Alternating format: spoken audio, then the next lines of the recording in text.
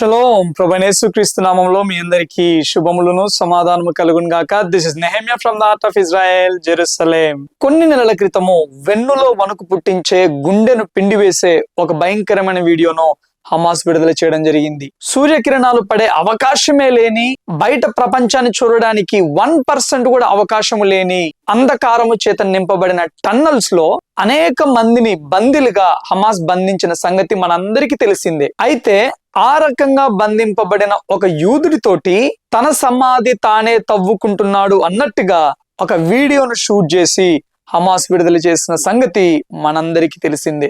ఎంతో బలంగా, చక్కగా, ఆరోగ్యంగా ఉండే ఆ వ్యక్తి పక్కటెముకలు తేలి రేపో మాపో చనిపోతాడేమో అన్నట్టుగా మార్చబడిన ఆ యొక్క యవనస్తుని చూసి, తన సమాధిని తానే తవ్వుకుంటున్న ఆ యొక్క దృశ్యాలను చూసి ఒక్కసారిగా ఇజ్రాయెల్ దేశం అంతా ఉలిక్కి పడిన పరిస్థితి ఏర్పడింది. ఏ యూదులనైతే క్రూరాతి క్రూరంగా హింసించి ఏ టన్నల్స్ లో అయితే వారిని బందీలుగా దాచిపెట్టారో అదే టన్నల్స్ లో దగ్గరగా 200 మంది హమాస్ తీవ్రవాదులు చిక్కుకోవడం జరిగింది. టన్నల్స్ లో ఉండలేక, బయటికి వెళ్ళడానికి మార్గం లేక ఆ టన్నల్స్ లోనే వారు ఇరుక్కుపోయారు.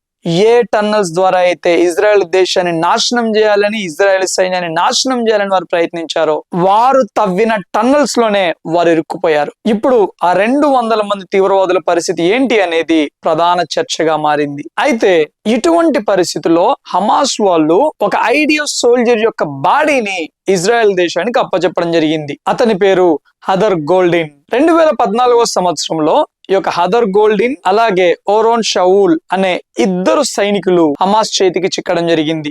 వీరి మృతదేహాలను 11 సంవత్సరాల వరకు కూడా హమాస్ తన స్వాధీనంలోనే ఉంచుకున్నది. షౌల్ అనే సైనికుడి యొక్క మృతదేహం మాత్రము ఈ యొక్క 2025వ సంవత్సరము జనవరి మాసంలో ఈ యొక్క ఐడిఎఫ్ వాళ్ళు రికవరీ చేసుకున్నారు. కానీ ఈ యొక్క గోల్డిన్ మృతదేహం మాత్రం దొరకలేదు. అయితే ఇప్పుడు హమాస్ వాళ్ళు ఈ యొక్క గోల్డిన్ మృతదేహాన్ని అప్పచెప్పడానికి వారు అంగీకరించడం జరిగింది. ఎందుకో తెలుసా? ఈ గోల్డిన్ మృతదేహం ద్వారా టన్నల్స్ లో ఇరుక్కుపోయిన ఆ యొక్క 200 మంది తీవ్రవాదుల విషయంలో బేరసారాడడానికి. ఒకవైపు ఇజ్రాయెల్ దేశం వాళ్ళేమో చనిపోయిన వ్యక్తులకైనా గానీ ఎంతో గౌరవం ఇస్తారు.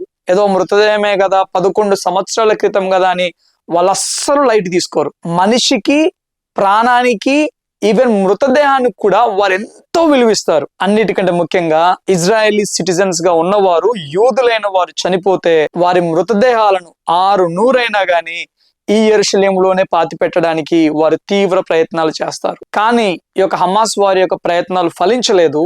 ఈ యొక్క టన్నల్స్ లో చిక్కుకున్న ఈ యొక్క 200 మంది తీవ్రవాదుల విషయంలో కన్క్లూజన్ రాకుండానే ఈ యొక్క గోల్డిన్ అనే సైనికుడి యొక్క మృతదేహము ఇజ్రాయెల్ కి రావడం జరిగింది. ఇంకా కొందరు సైనికుల యొక్క మృతదేహాలు ఇజ్రాయెల్ దేశానికి రావాల్సి ఉన్నది కాబట్టి చిట్ట చివరి మృతదేహము ఇజ్రాయెల్ కు చేరే వరకు కూడా మనం అందరం ప్రార్థనను కంటిన్యూ చేయవలసిన అవసరత ఎంతైనా ఉన్నది.